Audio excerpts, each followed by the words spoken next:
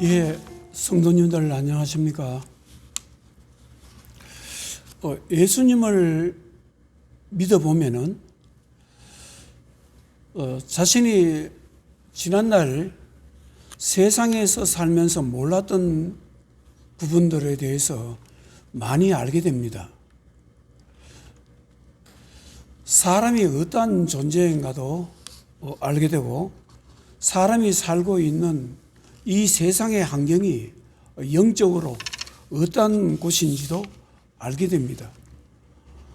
사도 바울은 에베소 교회 성도들에게 쓴 편지에서 이렇게 말씀합니다. 에베소서 2장 1절에 그는 허물과 죄로 죽었던 너희를 살리셨도다.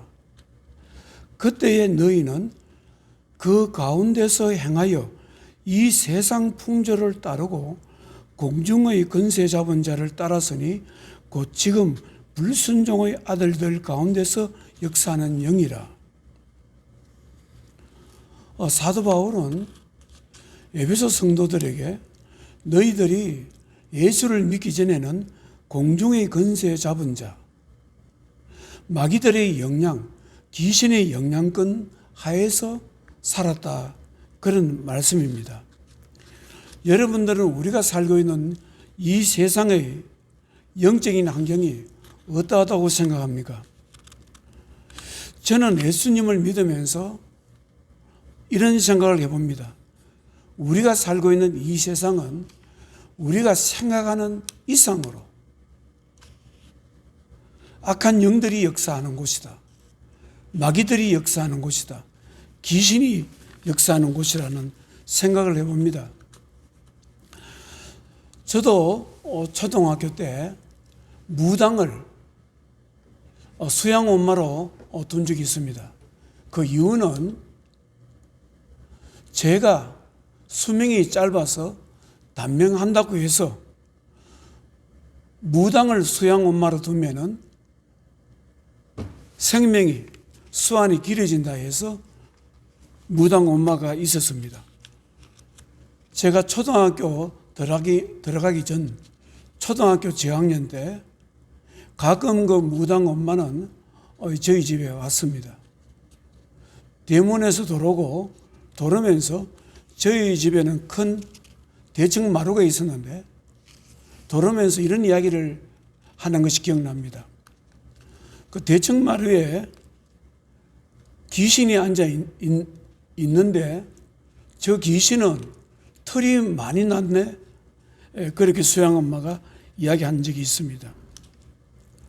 우리가 살고 있는 이 세상은 우리가 생각하는 이상으로 귀신들이 역사하고 악한 영이 역사하는 것을 볼 수 있습니다.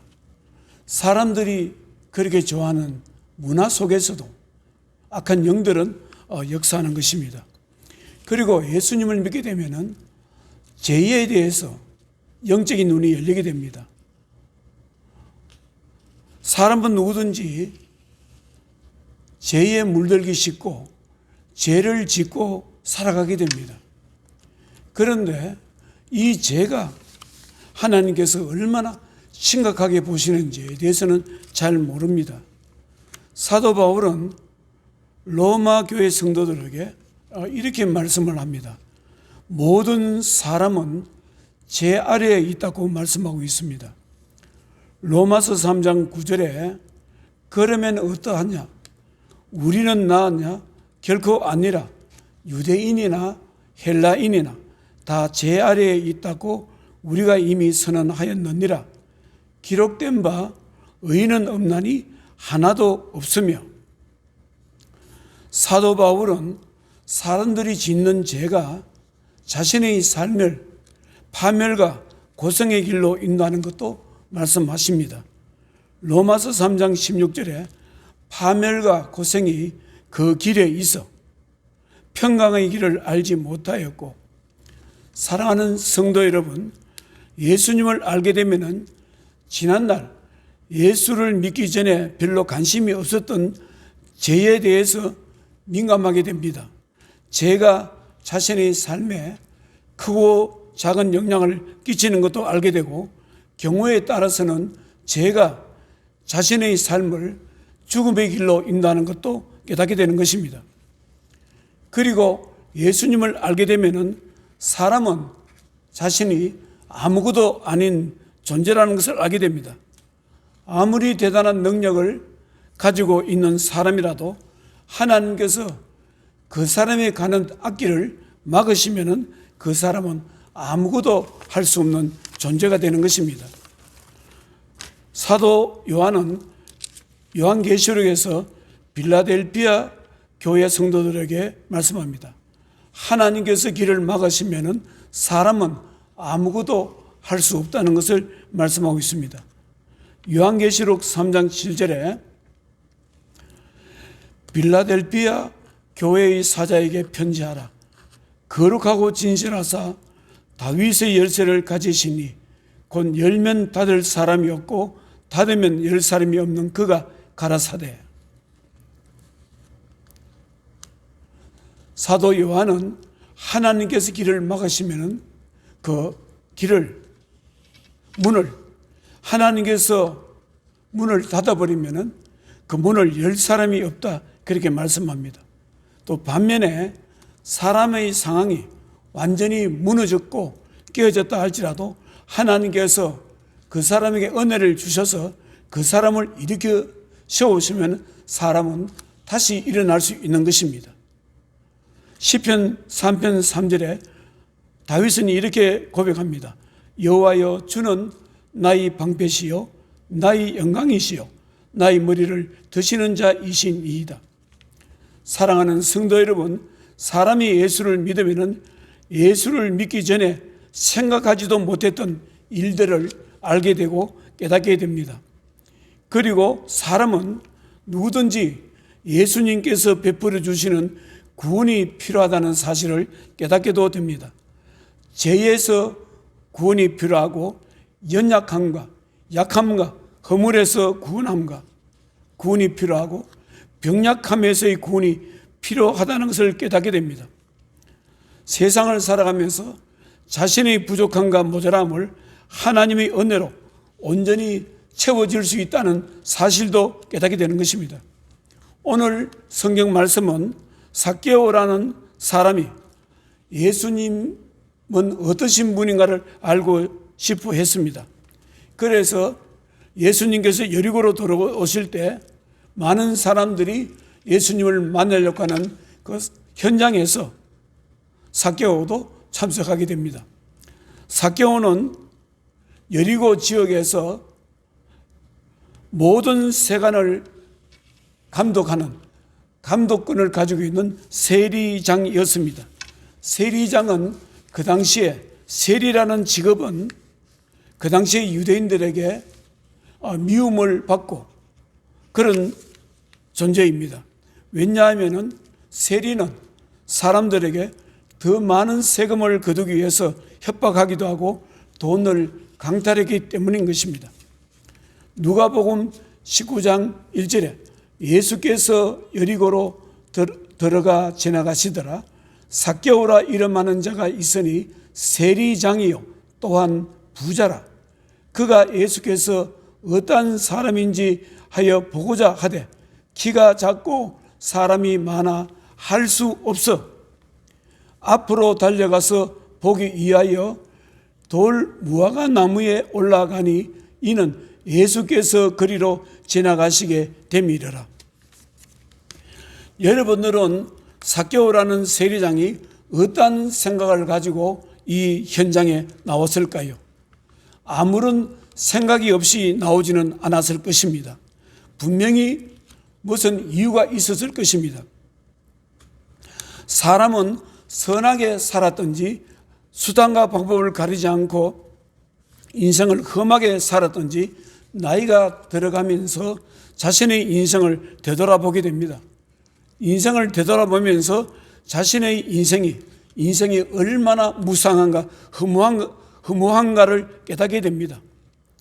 수단과 방법을 가리지 않고 험하게 살았던 사람일지라도 그 사람이 양심을 가지고 있는 한 자신의 삶에 후회를 하게 되고 자신이 지은 죄에 대해서 죄책감을 가지게 되는 것이 인간인 것입니다. 그런데 예수님을 믿는 하나님의 자녀들을 보면 그 마음속에 하나님을 사모하는 영적인 힘이 있는 것을 볼 수가 있습니다.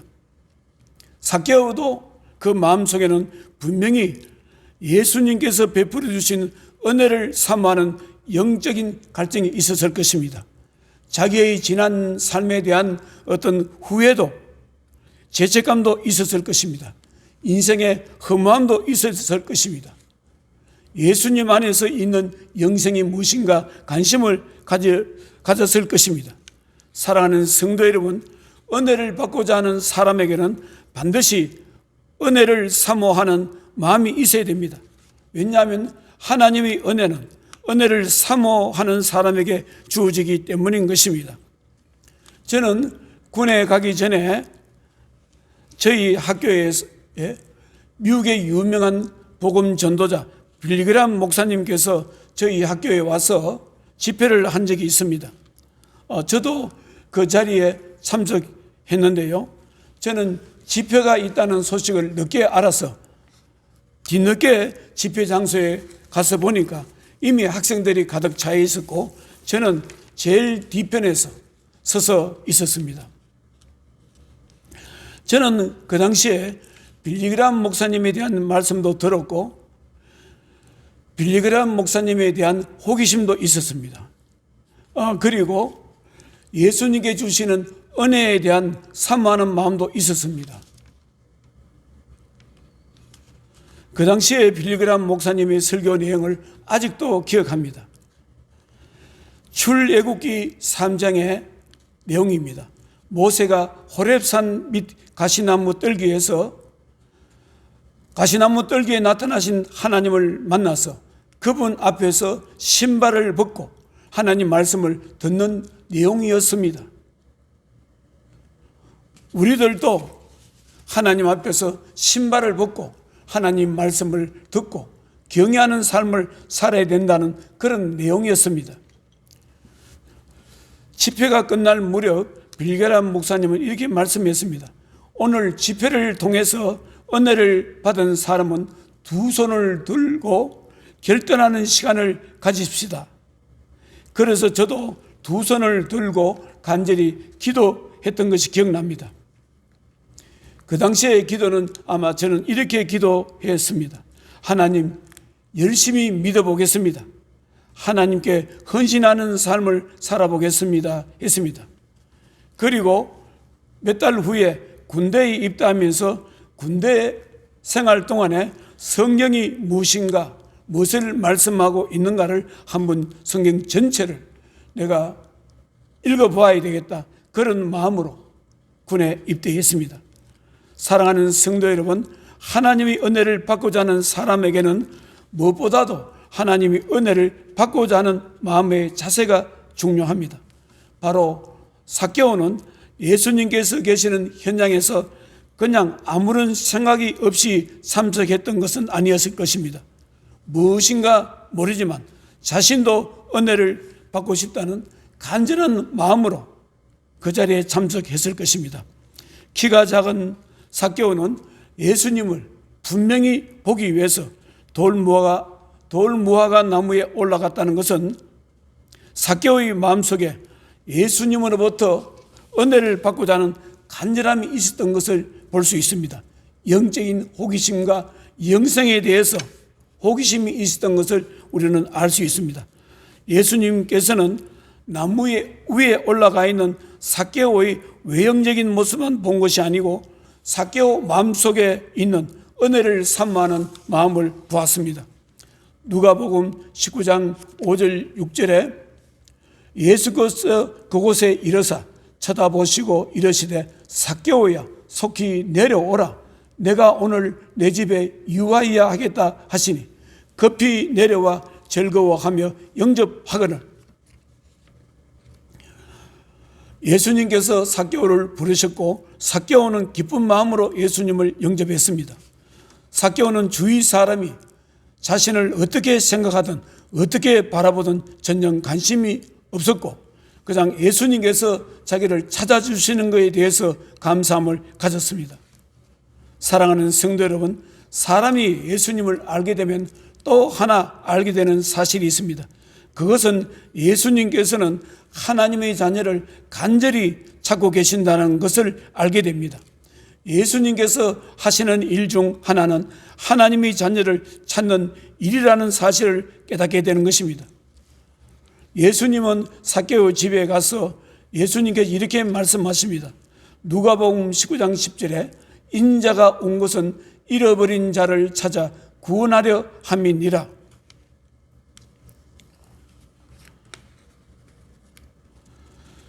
누가복음 15장 전체가 하나님은 이 땅에 하나님이 사랑하는 자녀를 찾으시기 위해서 오셨다는 것을 말씀하고 있습니다.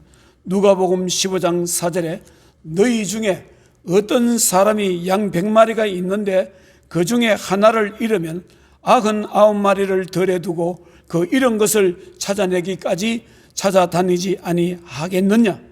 또 찾아낸 적 즐거워 어깨에 메고 집에 와서 그 벗과 이웃을 불러 모으고 말하되 나와 함께 나의 잃은 양을 찾아내었노라 하리라.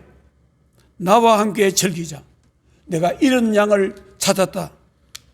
내가 너에게 이르노니 이와 같이 죄인 한 사람이 회개하면 하늘에서는 회개할 것이 없는 의인 99으로 말미암아 기뻐하는 것보다 더하리라.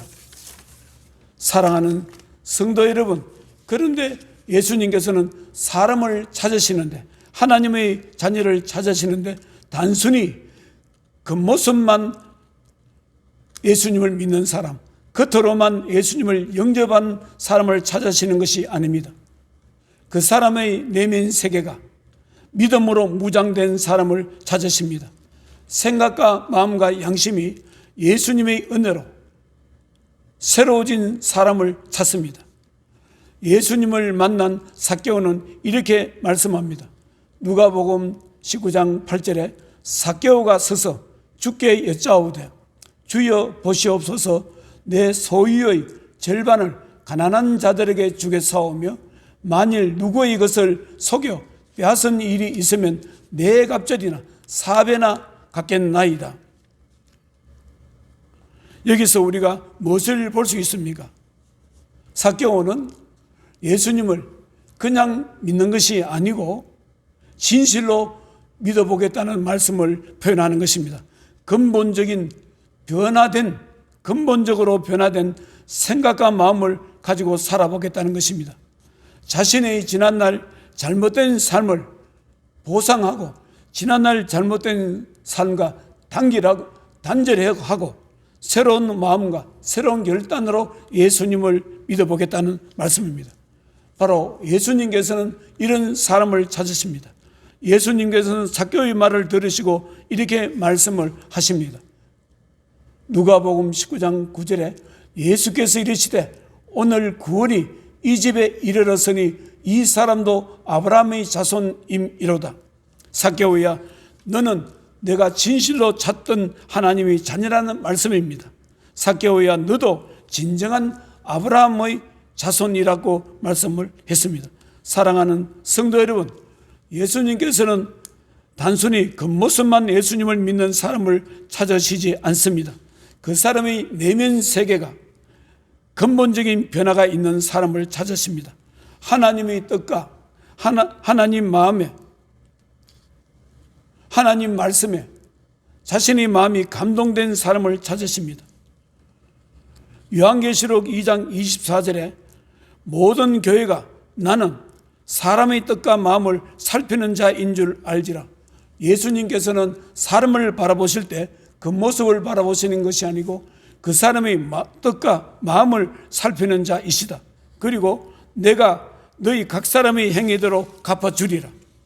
에레미야서 17장 10절에도 나 여호와는 심장을 살피며 폐부를 시험하고 무엇을 말합니까?